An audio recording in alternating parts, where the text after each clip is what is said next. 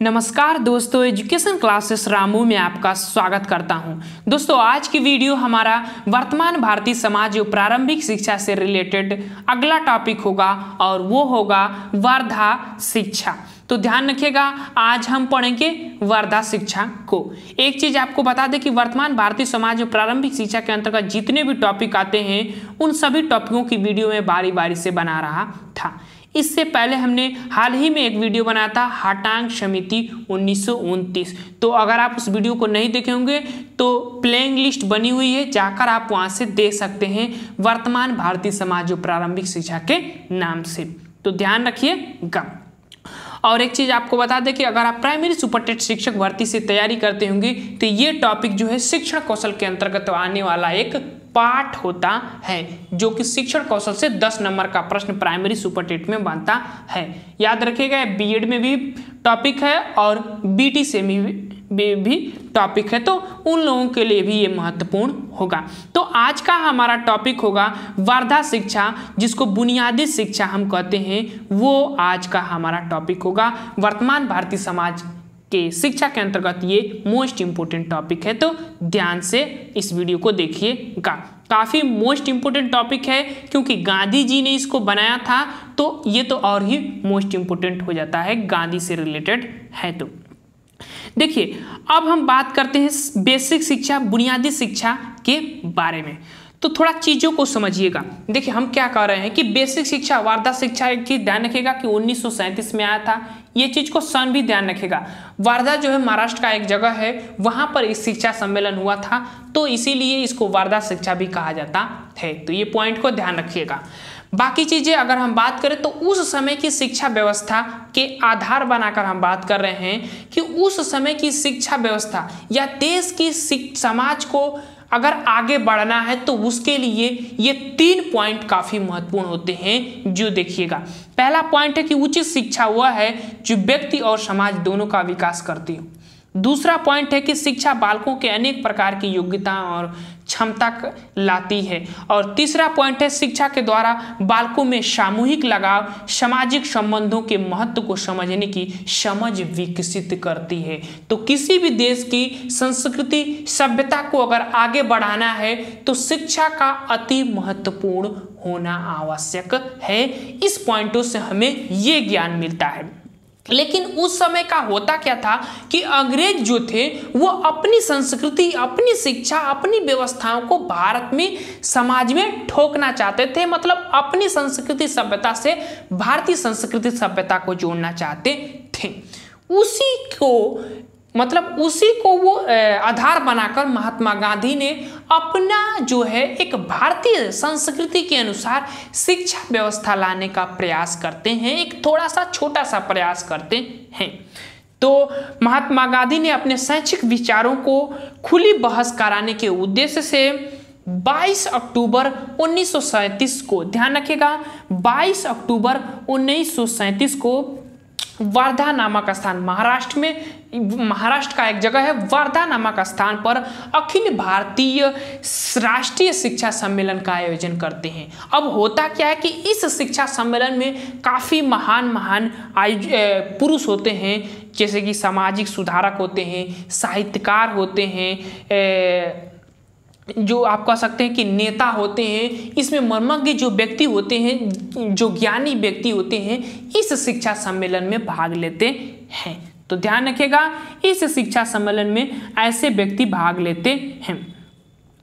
उस समय हुआ क्या था कि गांधी जी ने एक महत्वपूर्ण अपना स्टेटमेंट देते हैं, जो काफी महत्वपूर्ण होता है।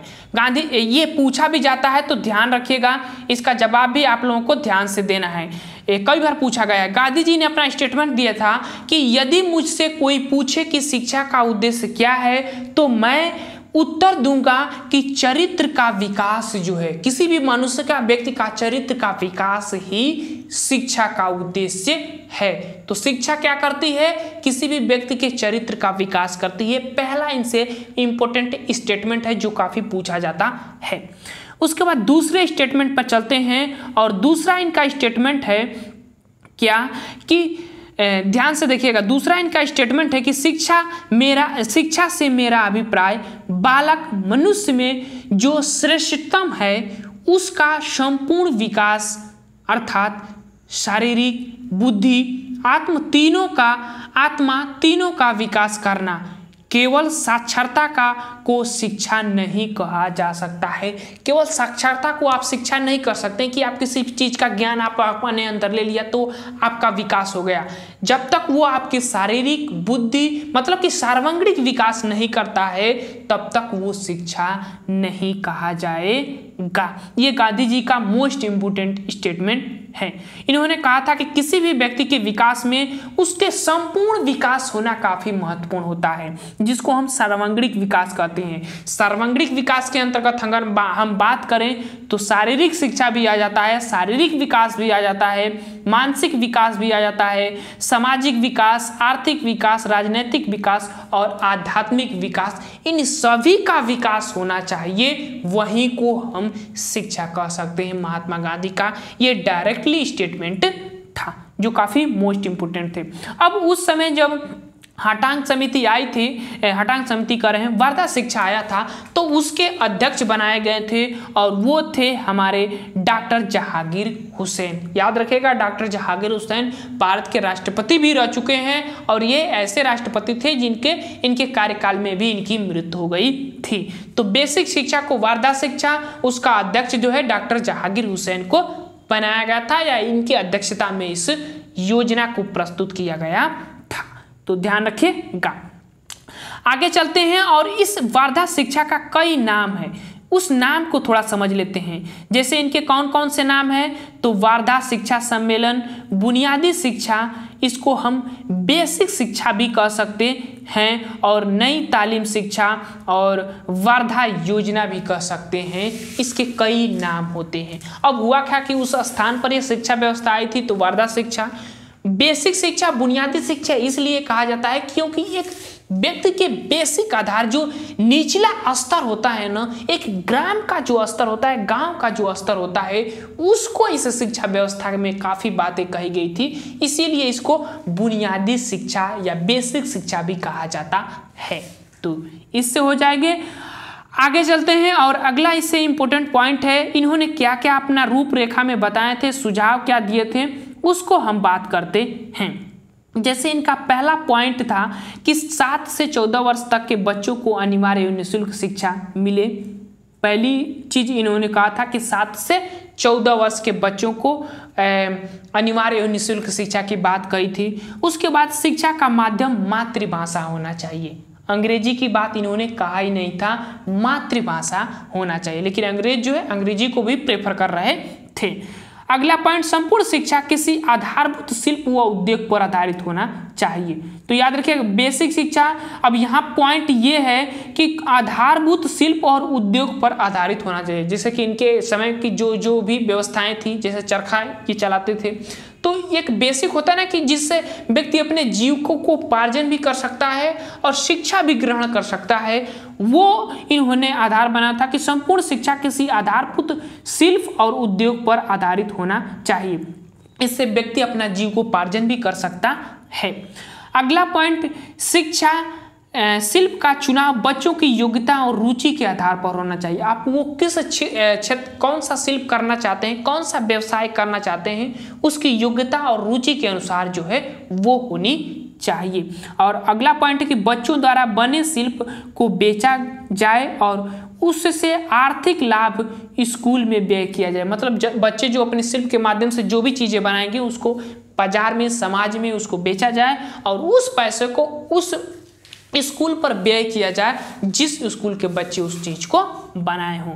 इस बात पर भी इन्होंने सुझाव दिया था।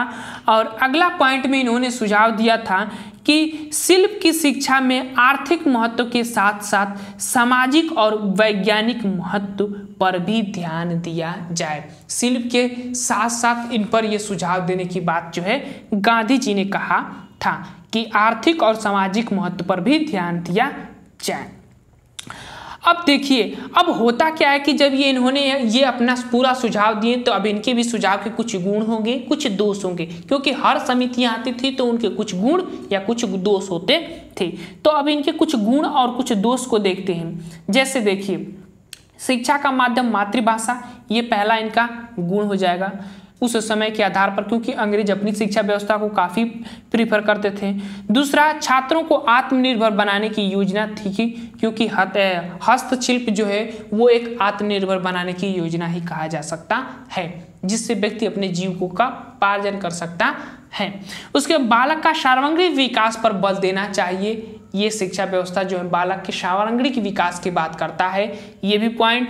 और वर्ण भेद का अंत, यानी कि इसमें कोई भेदभाव नहीं था। इस जो शिक्षा व्यवस्था आई थी इसमें कोई भेदभाव नहीं इन्होंने किया था अपनी शिक्षा व्यवस्था में, क्योंकि उसमें वर्ण व्यवस्था भी काफी चर्चा में रहा करती थी।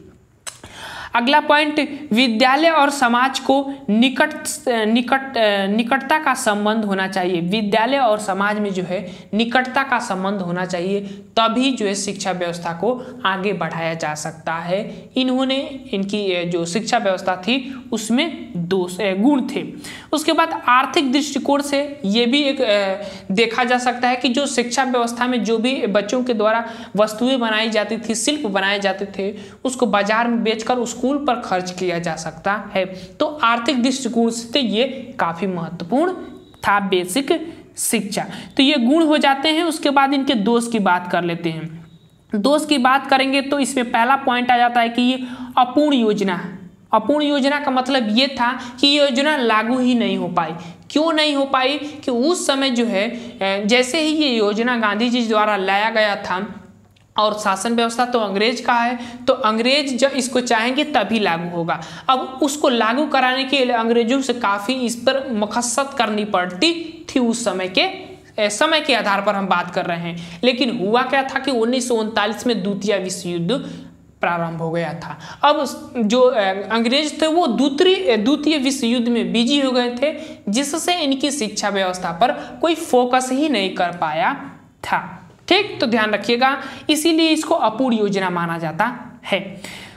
उच्च शिक्षा के संबंध में कुछ सुझाव नहीं दिए थे, सिर्फ प्राथमिक शिक्षा के संबंध में इन्होंने सुझाव दिए थे। इनका दूसरा दोष हो जाता है। और तीसरा, कच्चे माल की बर्बादी। अब देखिए, छोटे बच्चे जो होते हैं तो वो सिर्फ किसी भी चीज़ पर कार्य करेंगे तो वो काफ़ी उनमें गलतियां होती हैं, तो कच्चे माल का उसमें बर्बादी भी होगा। अगर वो कोई शिल्प बना रहे हैं तो उसमें काफ़ी उस वस्तुओं का बर्बादी होता था।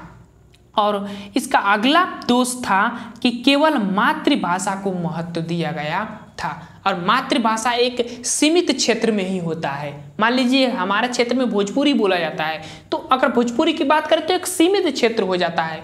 तो मातृभाषा पर कैसे आप किसी भी देश की शिक्षा समाज को एक दूसरे से जोड़ सकते हैं या उसका विकास कर सकते हैं, तो ये इनका एक मोस्ट इम्पोर्टेंट दोष माना जाता है।